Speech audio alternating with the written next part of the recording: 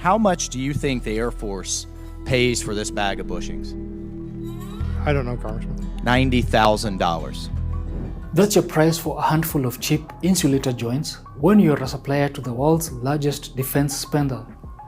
Crazy profit margin, isn't it? But there's more. How about a $600 hammer? Or a $7,000 coffee maker?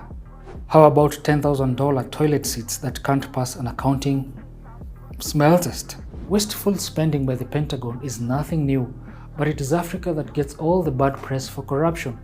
Corruption indices tend to focus on how much Africans are stealing, but shouldn't the spotlight be on how American taxpayers are getting robbed by galactic levels of military expenditure and the few people laughing all the way to the bank?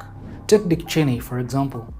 As Secretary of Defense under George Bush Sr., Cheney steered millions of dollars in government business to Brown and Root Services, a private military contractor.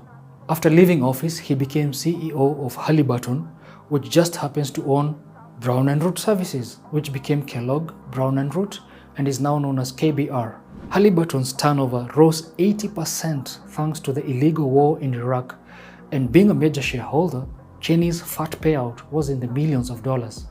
Current Secretary of Defense Lloyd Austin served on the board of Raytheon, the world's second largest weapons maker, before joining the US government.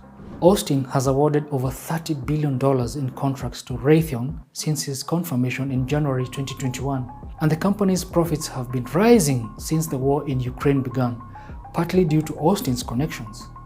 Not to mention the demand for all the bombs being dropped on Yemen, Gaza, and other defenseless countries around the world.